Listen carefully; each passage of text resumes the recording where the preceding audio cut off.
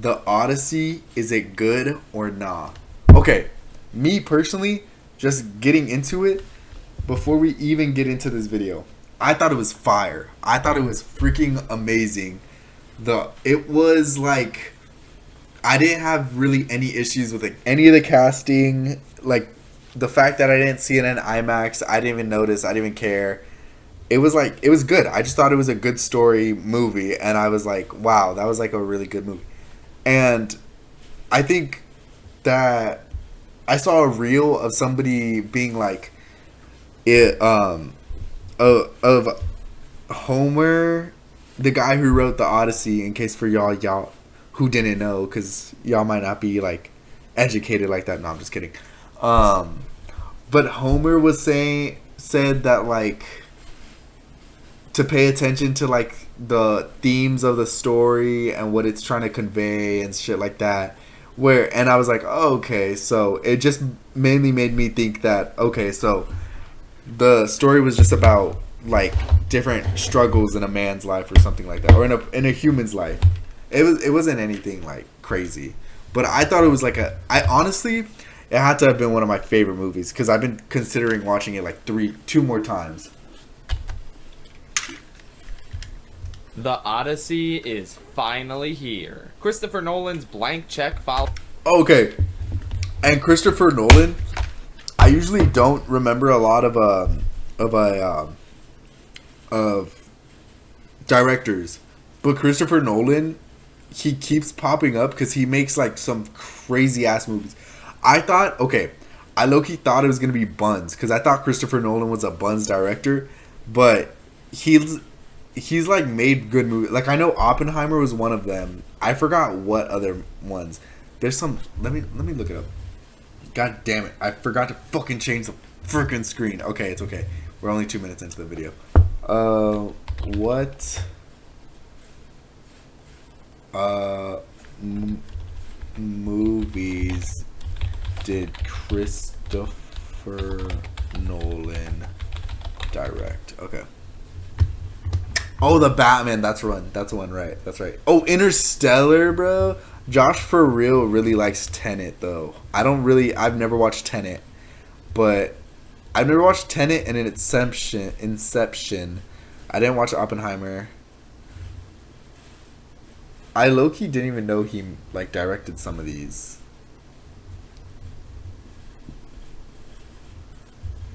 Wait, that's crazy. I didn't even know he directed these. Okay. Follow-up to the hugely beloved and instantly iconic Oppenheimer has a lot more in common with that movie. Oh, I didn't even watch Oppenheimer either. It just wasn't a movie I was like super interested in. You might expect at first glance. It takes a while, but there are some really interesting thematic parallels tying together Odysseus and Oppenheimer. Honestly, oh, major spoilers ahead. Major spoilers ahead if you haven't watched either movies. I could see how they are both kind of like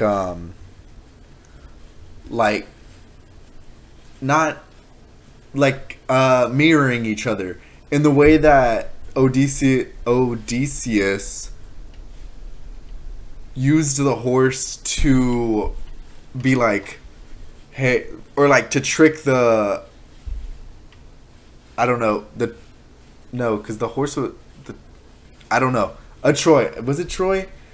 To trick Troy into like believing we had some kind of truce or something, and then he like used it to attack them, and he was like, there will never be trust in fellow man again because of this action. And in the way that Oppenheimer was like, war and destruction are on a whole new level now because we have nuclear bombs.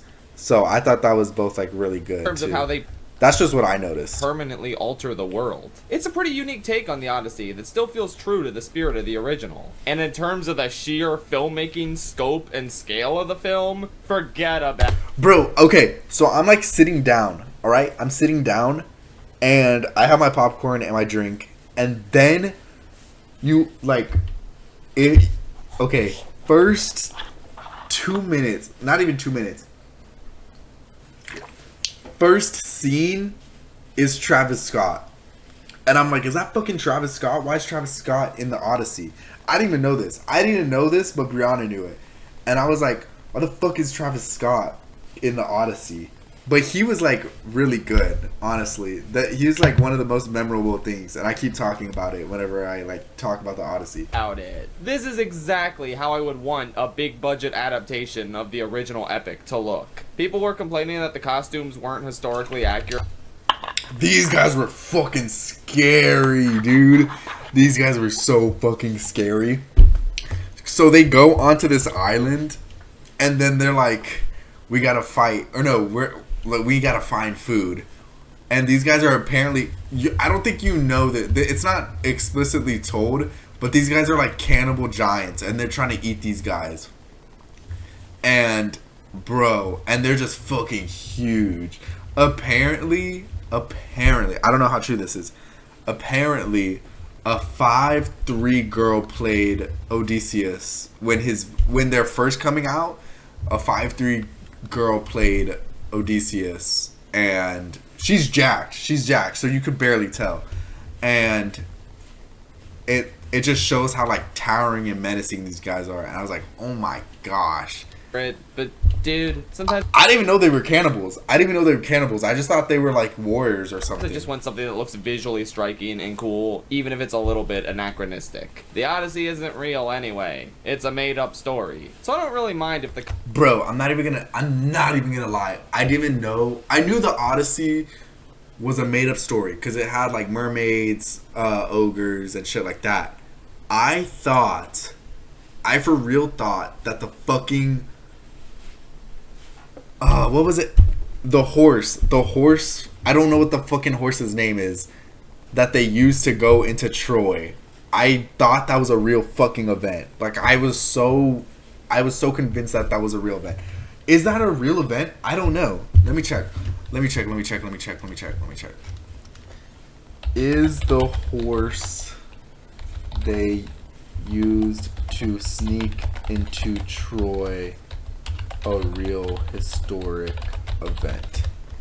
There's no way that's real. I thought the Trojan horse was like, where now I think it's not a verified historical account. Archaeological evidence suggests that the city of Troy used for the event Troy are debated. The story symbolizes cunning and strength. Okay, yeah. So the Trojan horse wasn't real. I thought it was real for the longest fucking time. And I was like, bro, that's so crazy that they used a Trojan fucking horse. Costume designers took a bit of creative liberty here. They look great. Bro, oh my gosh. This dude right here, Agamemnon, was fucking so tough the entire movie, bro. He just looked so much bigger than everybody else, than all his other soldiers on the field. And, bro, he looks so freaking tough. You never really see his face, which I thought was really fucking sick too. That you never got to see his face because it was like, I was wondering who was playing him, and I thought it was the one guy from Dune, the main character from Dune. I thought it was him, but I didn't get any confirmation because you never see his face, like really truly get a good look at his face. It goes nuts from a character design standpoint. Oh my gosh, and his armor is just so sick. Like I don't even know how true this is that they'd have like just, it's not really matte black. I guess it's matte black. Matte black armor with like all this fucking cool shit. My favorite part of his entire design is this spinal cord he has on the back of his helmet. That shit is so fucking tough. And the sets are so cool looking. And the sound design is awesome. This movie should win the sound Oscar just because of the side. The sets are really good. My favorite set in this whole movie was when they were in the where were they? They were in the Athena church, and they're like going in there, or no, Odysseus's son goes in there, and then Odysseus goes in there and saves his son because his son is about to get like killed because he's trying to look for his dad. And then Odysseus finds his son and saves him because there's a bunch of murderers after him. Cyclops' scream. I can't remember the last time I heard something that awful. And I mean that in the best possible. I'm gonna be honest, I keep seeing shit about that scream being loud as fuck. For me, it wasn't that. Like, I was like, oh, it's loud, but it's not that loud. What really was fucking loud and hurting my eyes was the thunder scene. Like, I think it was either right after this or like after this island, or 2 islands after that. Way. Oh, and the Cyclops looks so cool. I love how distorted his face was. The Cersei scene, oh my god. What a fantastic visualization of... Bro, the Cersei scene was so good. So I'm sitting next to this, like, old lady. She's like... So... For... it. In the advertisements, in the fucking advertisements, 5 minutes in, I'm already sitting down, and some like promotional scary movie comes on. It's like The Other Mother or something like that, and she's like, and for those who watched that fucking advertisement scene in the fucking movie, you're gonna know what I'm talking about. That fucking scared the shit out of me. That was like, cause the Obsession scared me, but then I think this is gonna have a really close second to that being scary, because it is really that scary. She's like all distorted under a table and shit, and then the lady right next to me, she's like, oh no, I am not watching that. And I'm like, bro, it's just that little shit that I'm like, I can already tell she's gonna be talking during the movie. And so later on, she's like, huh, or no, during that, she's like, ah! She like screams a little bit whenever like the jump scare part of that ad comes on. And so later on, we're at the Cersei scene, and they're distorting the soldiers into pigs. And then she's like, what the hell is happening? And I'm like, bro, like she's been talking, not like super obnoxious, like in like teenagers in the back rooms. Like, she was enjoying the movie. And I low-key enjoyed her reactions. But she was like, it was just so funny. She was like, what the hell is that? And I was like, and I was just like trying not to laugh because I'm watching the same shit she's watching. But bro, her reactions were just so funny. And turning into pigs. That was nuts. I was a little skeptical about the presentation of the underworld at first. Okay. This wasn't bad. The underworld wasn't bad just because it didn't subvert my expectations. But whenever I think of the underworld or hell, I always think of fire and shit like that. Like fire, lava, like, and shit like that.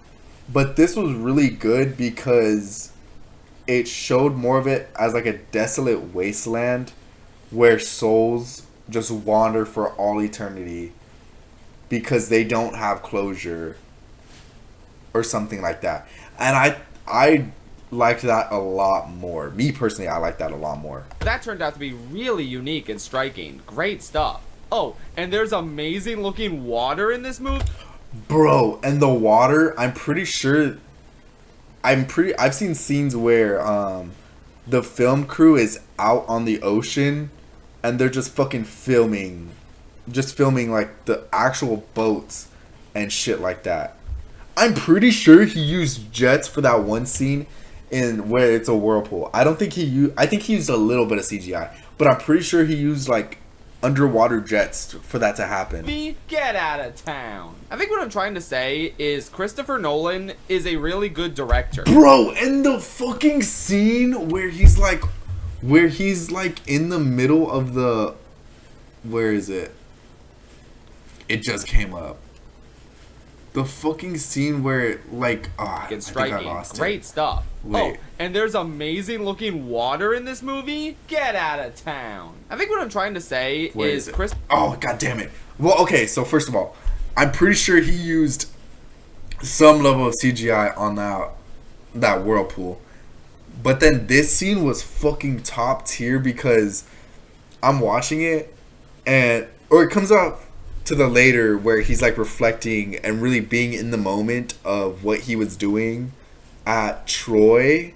Yeah, at Troy, and it just showed like not super graphic images of women and children being killed, but it was showing that like what war does to cities, and like the cities were being destroyed, its people were being killed, and I was like, bro, That is such like a good way to show that. Cause he was like, I don't think he was a general or anything. I think he was just really smart. I don't know. But it was showing him really being in the moment, really being like, "Oh my gosh, I'm responsible for like he's indirectly responsible for killing all these people of Troy." And he's just like feeling that. Christopher Nolan is a really good director. And from a director... Oh my gosh, and the cinematography. I really don't give a shit about cinematography. I don't really care about it whenever I see it in movies. But when I do see good cinematography, I think I'm using that word right. Where they're using the camera to be like get like good frames or something like that and make the like characters look cool or make the background pop, or they're doing like something with the 3x3 bullshit, or using the perfect like little circle thing, just trying to make it look as good as, and appealing as possible, or frames to look good as appealing as possible, is what I'm trying to say. And I don't really care for that in a lot of movies. Like, I don't really notice it, but when I do notice it, it's like really, really good. Editorial standpoints, this is everything I could have wanted. From a writing and acting standpoint, though, okay, yeah, there are... The writing I thought was really, really good. Some of the acting was lackluster in a way that you could tell that some actors were acting, where it felt more like a play. And then some actors really shined and were like Tom Holland. He felt like an actor acting, but some of the other characters felt like they were the actual character. Couple of flaws. There are certain characters, like the one fucking evil guy that played Batman. Like, he felt like an actor acting, and so did Tom Holland. Felt like an actor acting. Zendaya, not really that badly. She wasn't really like shining out loud. The girl who played Cathalia, she felt like an actual character. I don't even know his name. James Bond or fucking Odysseus. He felt like the actual character. The girl who played Catwoman in that one Batman movie felt like the actual character. Like, she had so much raw emotion that it was hard to see her as not as that character. And I was like, bro, because she had just so much raw emotion happening. But like Tom Holland and the other Batman guy, but they're both young. I don't think I've seen them in a lot of like movies. And I even saw an Instagram post of Tom saying that or something. I don't know if it's real, but in the filming of Spider-Man, he was like, we need to, or they would call him and some shit, and they'd be like, we're gonna put some pen to paper while we're recording right now, or while we're shooting the movie. And he was like, no, you're gonna figure out what to do before I even get there, so it's the fact of the movie is written down before I even get there, and we have a purpose of recording. And bro, and somebody in the comments was like saying he got his first big boy movie and now he's acting all tough. But like, he worked with some really big name actors, so I think it really rubbed off on him. In parts of the story that are just not nearly fleshed out as well as others. I think Athena's... Bro, dead ass. Sorry if I'm yapping. We're only 1 minute and 53 seconds into this video, and I feel like I've already been talking a lot. Role is really downplayed, and I can't say she left too much of an impression on me. Bro, what? Okay, to each their own, low key, to each their own. But I think she was shown the perfect amount of time. Athena's character, she's a god. Like, I feel like she shouldn't be... She would show up every now and then, but she shouldn't have shown up any more or less. If she showed up more, it would have kind of downplayed her position as a god. Because we don't really see a lot of other gods. We see like their wrath. We see their children or people related to them. I think Athena might be the only god we really see. And I was like, when I saw like Athena, I was like, I was like really happy with that. She she didn't keep showing up whenever, just whenever. She showed up whenever it was like in favor to Odysseus. Zendaya doesn't leave much of an impact in this role, though later on in the movie, there is a really cool scene where they show why she takes the form she does to Odysseus. I thought that was actually a stroke of brilliance. That's a real, yeah, the one scene he's talking about, I don't know if he's going to talk about it, but the one scene where they chop off Athena's head of a statue in Troy, and then a little girl is right in front of the statue and they're about to chop her head off, and it's like chopped off at the same time, and Odysseus is watching the entire thing. Of course he flinches and looks away a little bit, but he watched the entire thing, and then so Athena takes her form to keep showing up as Odysseus. It's, I don't know if it's like more of a punishment, like to see what you did, motherfucker. Like, you killed all these people, so now you're gonna have to, like, this is the form I'm gonna, like, haunt you with. I don't think it's really that. I think it's more like, keep pushing, or else everything you did was worthless. Everything you've done up till now was worthless if you don't keep moving forward. In terms of other goddesses, they don't do anything interesting with Calypso. Bro, okay. Calypso, she was a good actor. But, and I don't think she felt like an actor being an actor, or actor playing, what was I saying earlier? An actor playing as an actor. She felt real, like an actual character in the story. I will say though, she did not give a strong, like, her character, the way that she was written was not really like strong enough. Because the way that I see it, that she should have been more, not overbearing, but a little more controlling, and a little more a little more controlling, and a little less willing to give up Odysseus. Because okay, don't fucking flame me. I didn't read the comics, or not the comics. I'm sorry, I'm starting to get tired. The fucking poem. I didn't read the poem. But from what I do know is that she was a little more like overbearing. Not overbearing. Yeah, I guess overbearing. She was a little more overbearing of Odysseus. Charlize Theron is pretty whatever in the role, and the writing is just so flaccid. It feels like she doesn't give a shit about Odysseus at all. It feels like I really don't know anything about Calypso. I really don't. So when I first saw her, I thought she was a god, because she does give that like no sense attitude, being like, oh, like she's like just trying to aura farm or some shit. So I was like, oh, is she a god? Or like, I don't know who the fuck this character is. But I think she's just a normal person with some relation to the gods, and she uses the lotus flowers to control Odysseus.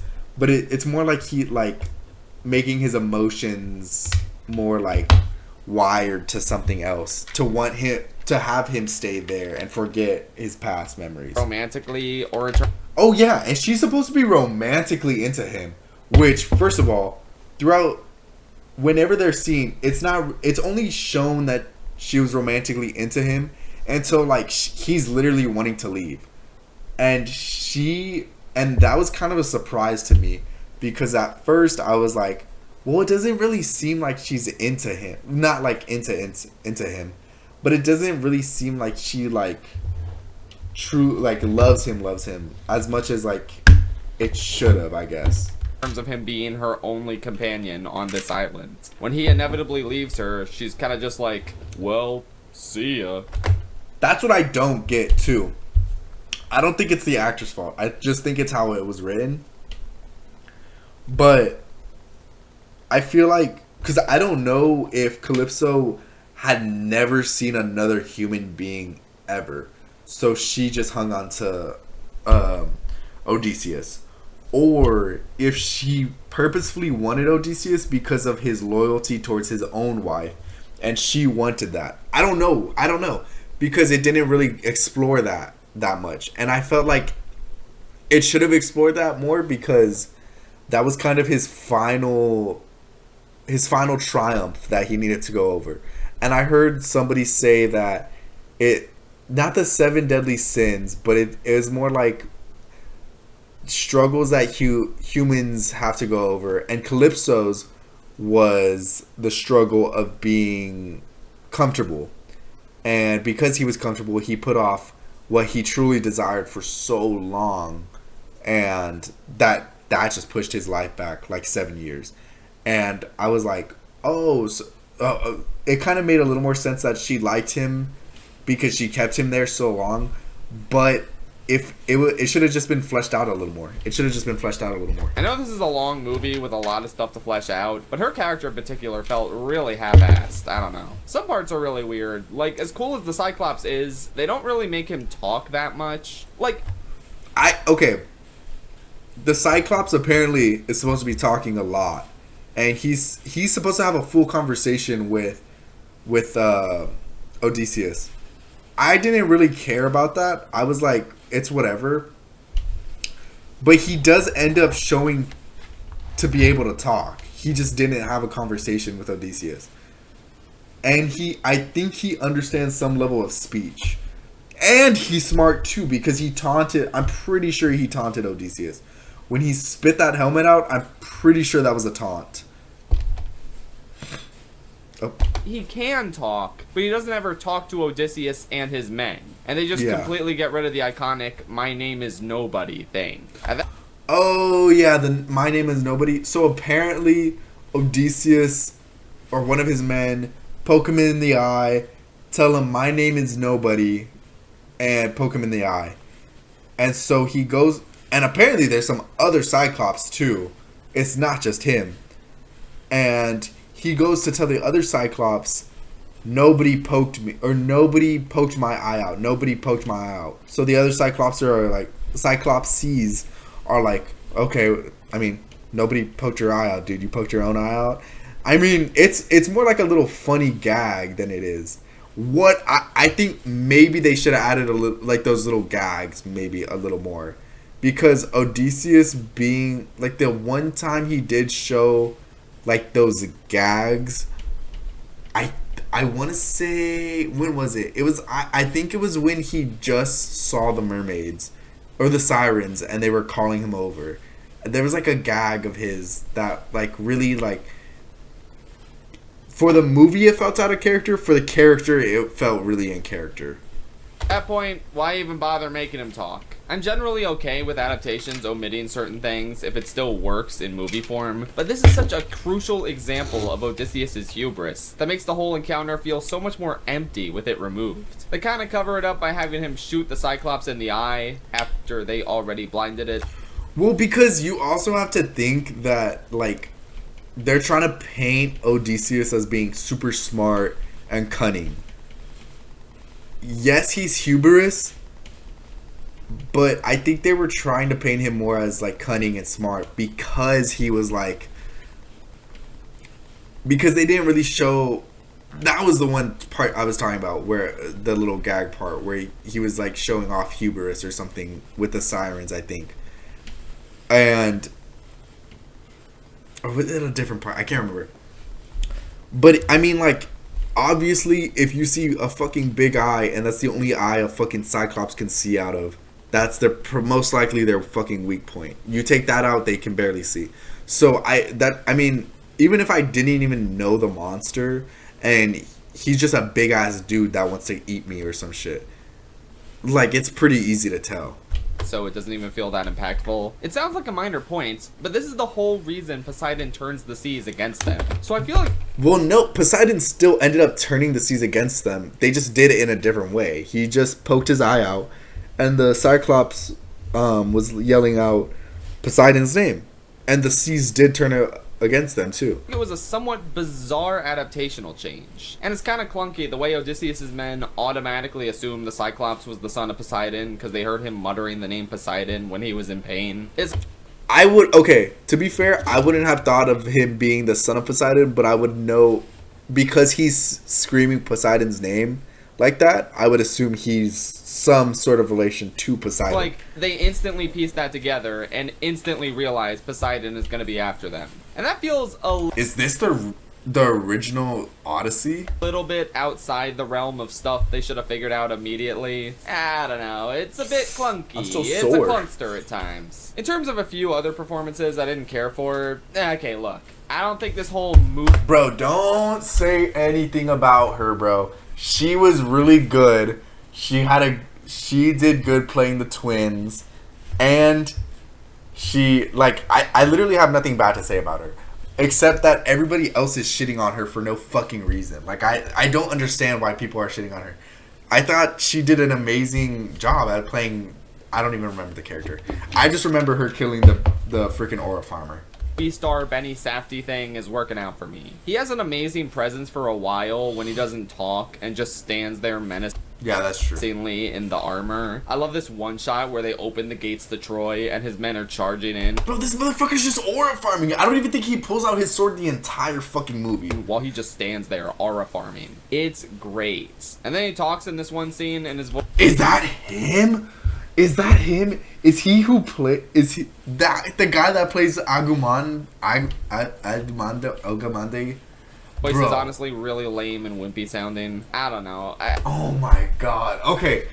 Before I even knew that, it was tough. He was tough. Before I knew that, he was tough. He's still kind of tough, but I thought he was like low key, like chiseled. That mask really helps with the chiseledness. I guess that's the idea, but it also took me out of what was otherwise an amazing scene. Benny Safdie isn't in the movie that much, but he's definitely a low point for me.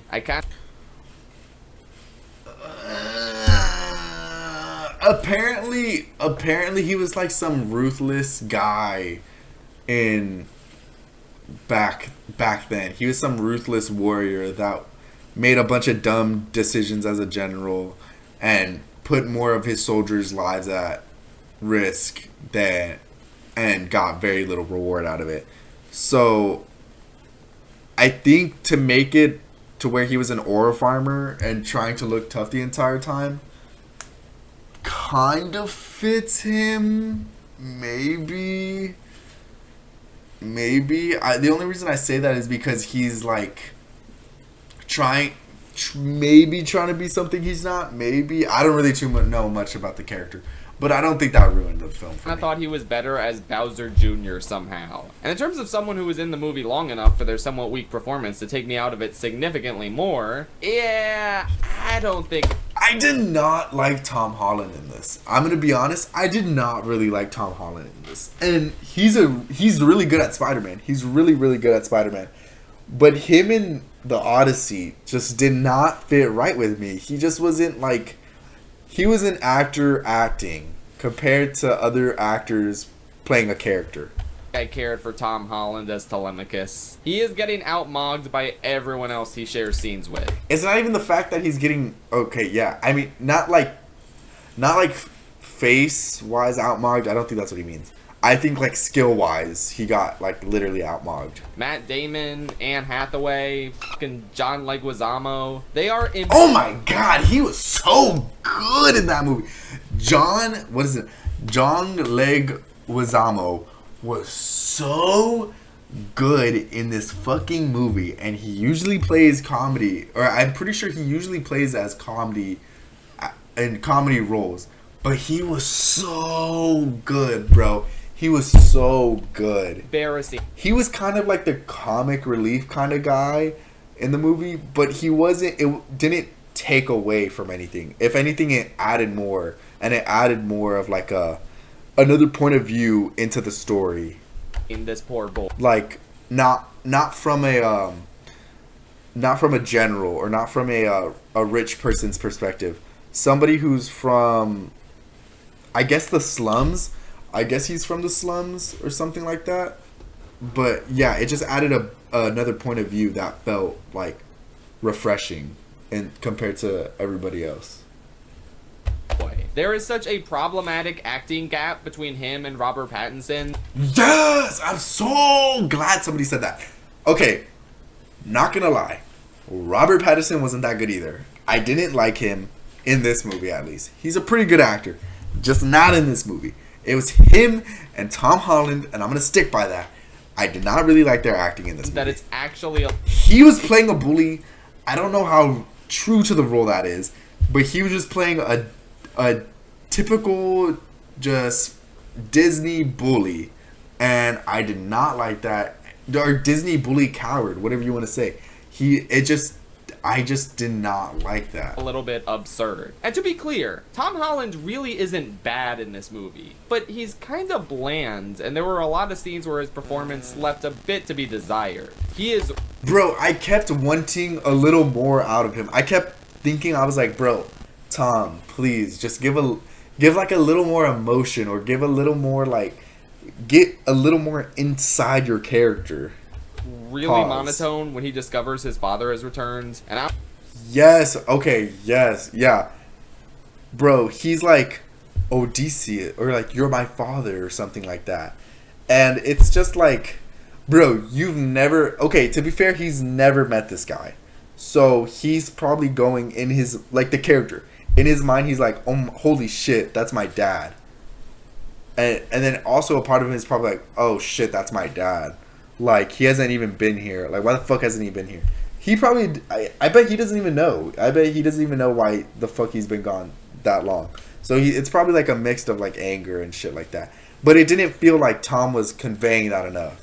I don't think I saw much of a facial expression change there either. Again, he's okay, his performance functions enough, but I feel like a lot of young, less famous actors could have done a much better job with this part. Anyway, I'm pretty sure I liked every other actor in this. Matt Damon has a fantastic... I think I liked every other actor except Tom Holland and the guy who plays Batman. I know I just learned his name. I forgot it again.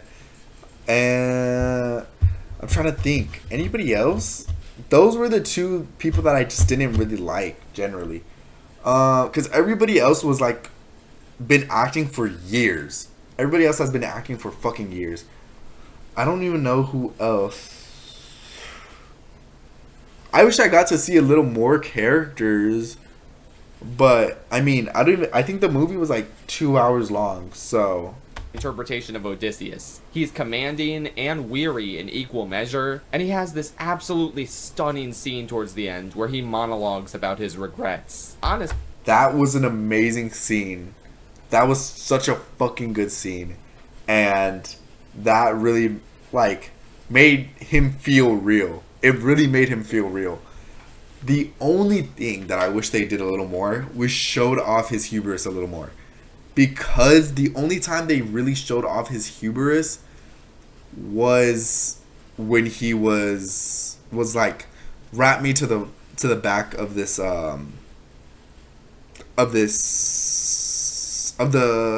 ship. Wrap me to the ship, and I want to listen to the mermaids or to the sirens. And they do that. And he says some like little witty thing. He's like, well, I'll be the first one to do it and survive. And it didn't feel like, I understood that his character is cunning, like smart, and he's also a trickster. I forgot the fucking word. I said it earlier. It showed that, but then once it came to that scene, it kind of felt a little out of place. It's kind of my favorite scene in the movie. It made me cry just at the sheer horror of what he's expressing. And it feels like... Bro, a lot of people said that it made them cry. Because it's like, he's like a veteran soldier being like, I've seen, like, just describing himself in war. And it felt super real. Nolan's chance to finally tell you what his version of this story was about. It's great. Matt Damon is great. He's eating lunch in this town again, alright. Anne Hathaway is also fantastic. She's not in it that much, but she's always... I already talked about her a little bit, but she was so emotional that it brought just her character to life. And it was so fucking good because she was like that. And it just made herself seem so real. Like, she hasn't seen her husband in 20 years? She hasn't seen her husband in 20 years or something like that. She misses him. All these fucking losers are trying to get her hand in marriage and just take over the kingdom. And she's fucking pissed about that. Because she's technically been ruling over the fucking kingdom by herself. this entire time. But because there's no like king in there, that her role is kind of diminished. Like her role as a queen is kind of diminished because of that, and she's like pissed about that, rightfully so. And she just shows so emotion in that she doesn't want her son to take over it because he is not ready for it. Bro, he was not fucking ready. He barely can hold a sword. He barely can fight. I don't even think he's smart enough to fucking do it either, if he can barely fight as a king. Super commanding when she shows up. Pretty much exactly how I envisioned Penelope when I read the original epic. One thing I thought was really cool is that I'm pretty sure they don't say Penelope's name for a long time in this movie, which makes the moment when it is finally spoken aloud really impactful. When do they say it? I don't even know when they say it. Himesh Patel is really... Oh my gosh, I love these guys. Wait, these were both really good. She played an amazing Cersei. I think she played Cersei. And I know a little bit more about Cersei because I know she's like a witch and shit like that. I think she was in God of War or something like that. So I know a little bit more. And then he was just a good supporting actor. Good as your... I don't even know his name. To Odysseus. He played a good supporting actor. He felt like the second in command. It wasn't like his word was diminished because he was the second in command. No. It felt like he had a say for all the soldiers. And he would stop Odysseus whenever he'd be like, let's go to the next island. Let's go do this. We don't have enough time. Let's go this. And he's like, whoa, dude, hold on. We gotta take a break. We gotta reassess. We gotta make sure our men are okay. Because Odysseus was really like about him and just getting to the next thing. He was more like making sure. Of course, Odysseus was a good commander, but he was more like when Odysseus would get into those kind of like stages of his mind, trying to get to the next thing, he would bring him back, which that was fucking amazing.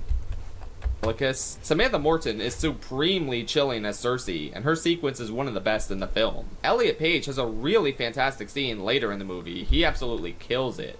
Bro, he was so good in that one scene of coming up from the underworld, being like, you fucking lied to me. I wanted to know where all my brothers were at. And he was like, he was just super betrayed. I think part of him knew what was happening, but I guess he just didn't want to believe it or something. But a part of him knew, because I think Odysseus was like, go get some water. Go find some water for us because we need water. And he's like, okay. And he goes. He comes back. All the ships are fucking gone. It's probably like, I don't know, 10 fleets of ships.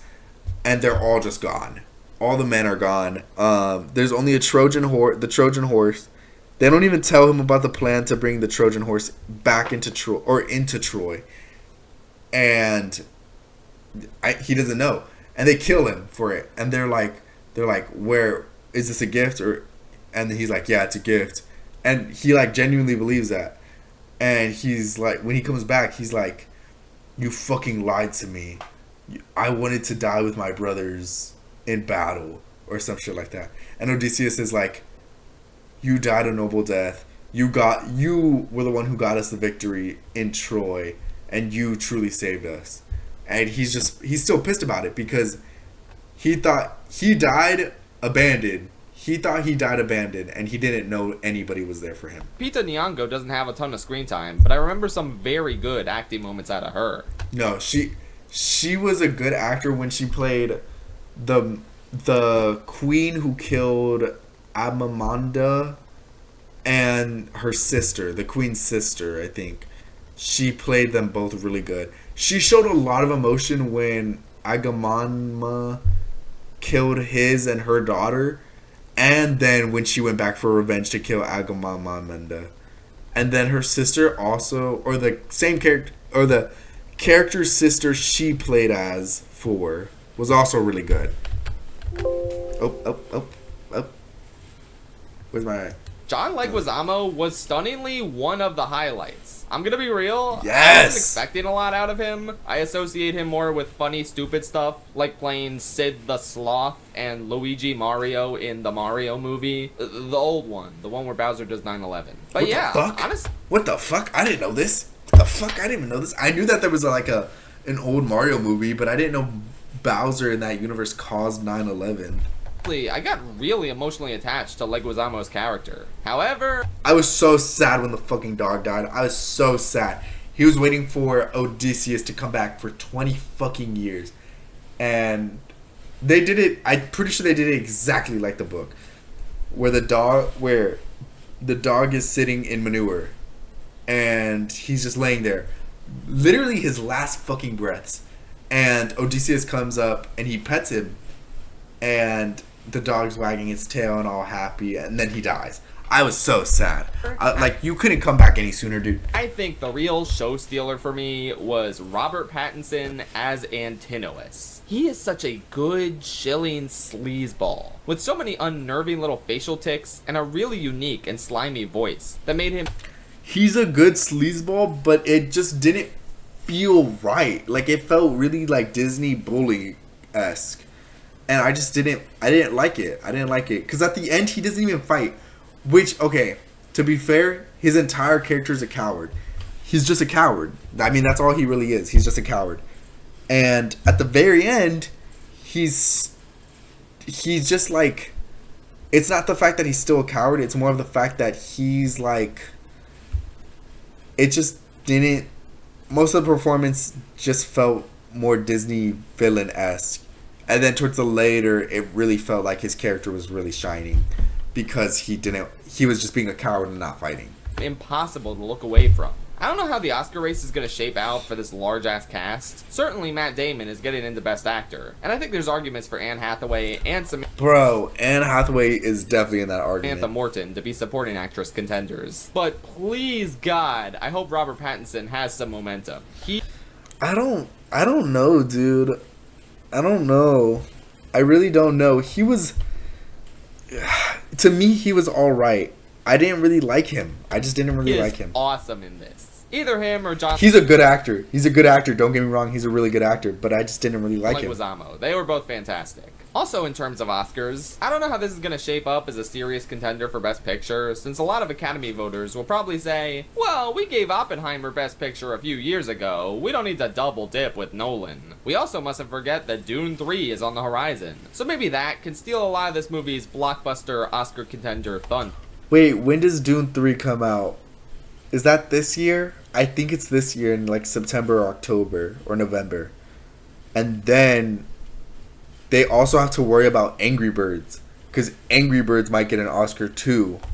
But at this point in time, I don't know if I've seen a better directed movie this year. Chris Nolan could double dip in Best Director, and his movie could too in Best Picture, depending on how much of a cultural phenomenon it becomes. Again, it's way too early to say. Everyone knows all the biggest Oscar contenders are usually saved for the last 3 months of the year. But this movie truly feels like an achievement.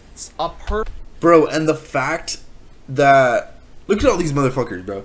Look at all these At first I was complaining... The costumes look cheap. They look super cheap and look super flimsy. Bro, he had to have like fucking 1,000 fucking second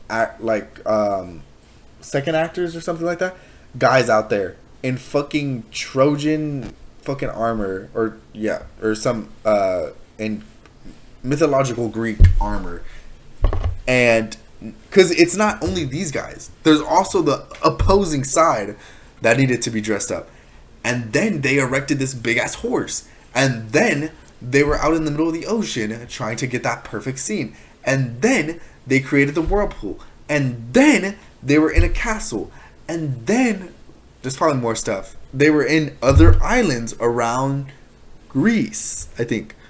And it was just so much. Like, I literally had no room to complain that these guys got, like, costumes like this. If they were doing all that. This guy kind of looks like LeBron James. Perfect companion piece to Oppenheimer that shares a lot of its sensibilities in terms of scope and sheer dramatic heft. It's amazing how this thing clocks in at nearly 3 hours, but never feels... It's 3 hours? Dude, I actually had no idea. I thought it was 2 hours. It literally feels so fast, too. It's like, I thought, because I'm used to movies that are at like an hour 45. So I'm like, by the time we're already an hour and 30 minutes in, I'm like, okay, climax is about to happen. It doesn't happen for another like 40 minutes or 50 minutes. And I'm like, bro, are they going to have enough time to finish this fucking movie? Of course they do. But I was just worried about that because I'm used to movies ending super quickly now, not 3 hours. Like it overstays its welcome. It's really well paced. We all know how much Nolan loves non-linear storytelling, and the Odyssey provides him plenty of built-in opportunities for that. He mostly adheres to the order information and events are doled out from the original epic, and it makes for a film with such a natural ebb and flow in terms of its story. I wasn't sure he was gonna pull that off, but I don't know why I doubted him. Is there anything else I didn't like about this? The Travis Scott song during the credits wasn't very good. Didn't it? What was it? It was Fiend, right? It was Fiend, I'm pretty sure. Bro, that's such a fucking crazy song to have in the middle, or in like the end credits. I don't know. I kind of like the fact that he shows up in person. That was... No, I really like that he showed up in person. At first, I didn't get it. I was like, why the fuck is Travis Scott here, bro? Like, he literally has no business to being here. But then, Christopher Nolan said in an interview, the people who you're gonna listen to stories to back in the day, or like songs back in the day, like in Greek times, like BC 1865 or something, 67, were like lyrical, like people. They were lyrical. They like they were poets. And okay, sounds fucking stupid. But in some sense of the word, Travis Scott is a poet, and he is a lyrical genius, but he does know his way around lyrics. So it was like, to me, it was good, and I was like, okay, I can get behind Travis Scott being the first and last face you see when going to the Odyssey. Kind of funny, and he was pretty good in it. I just can't believe Odysseus's men slaughtered the sun god's cows so they could make Travis Scott burgers. What I thought they were gonna do is I thought they were gonna go as long as they could without eating them. Okay, before they were even like told about it, they were warned on the boat right after they left Hell, and they were like, or Odysseus tells them, do not eat the fucking cows in this next place. We're gonna actually avoid them altogether. So they try to avoid them. They actually get sucked into the shore. And he's like, if you eat the cows, you're going to die. The sun god is going to kill you. And then they go as long as they can because the currents keep pushing them back in. And then they go as long as they can, but they end up eating the cow. And at first I was like, okay, if you're going to die, if you're going to take the wrath of the sun god, then you're probably willing to die early on. You're willing to die with a full stomach rather than starving and afraid. Full stomach and afraid sounds better than starving and afraid. That's what I thought they were gonna do. They ate the cow in secret, ran to the boat because the tides went away, and then they got murdered. They all died. I was like, bro, you could have just like, if you wanted to eat it, you could have eaten it and then died. Like, die on a full stomach. That was a little odd and out of place. But other than that, yeah, it was a very immersive and tremendously engrossing film. I was pretty much locked in from minute one, and I can't say I ever got bored throughout the entire runtime. Nope. Like, I was never bored. It was so fucking good, and I love just, like, looking into the background. This whole shore had, like, boat wreckages on it. And I was like, bro, that's so fucking sick. That was so sick. Like I said, I don't think it's perfect. There are some characters and parts of the story that certainly get the short end of the stick. But overall, it's another fantastic film that lives up to the hype generated by its director's name. I'm gonna give The Odyssey a 9 out of 10. And in terms That's low-key not crazy to say. A 9 out of 10? Me, personally, I'm going to give it... I have to think. 9 out of 10 is really good. I don't want to copy him, and I don't want to give decimals. I might set I might settle on an 8 out of 10. I might settle on an 8 out of 10. The only reason why is because Tom Holland and Robert Pattinson were not the best actors, and they were main characters too. They were main plot points in the story.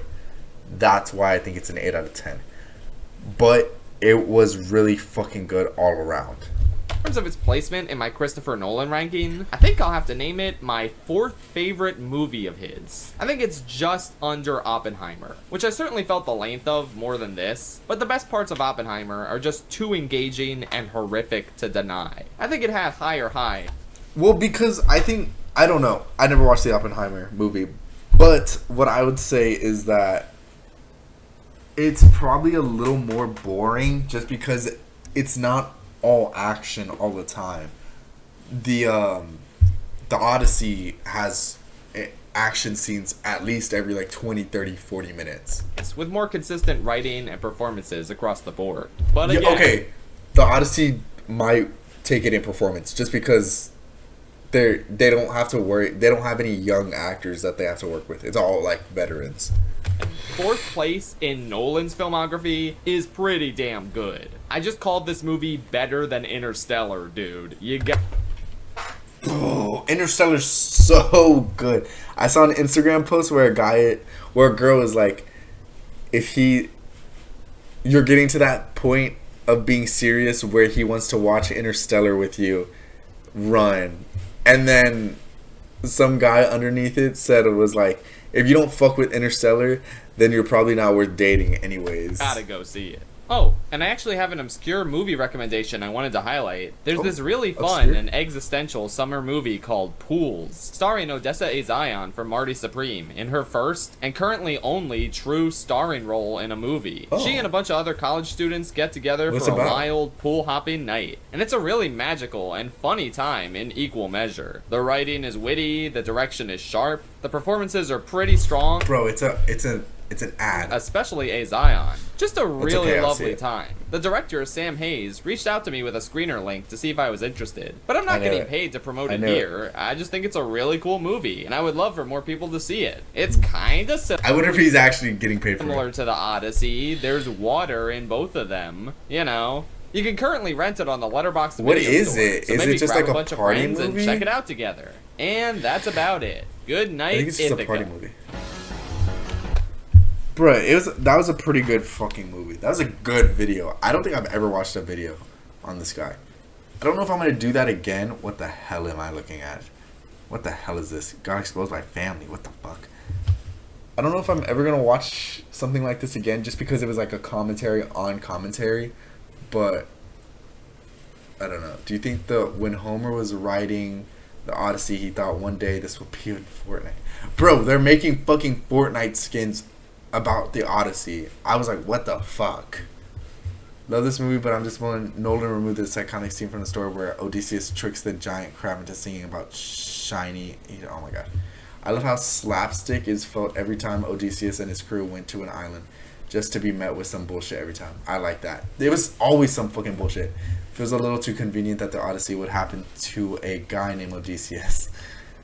Agamemnon have a wimpy voice is perfectly accurate to me as someone who have studied Odyssey in school.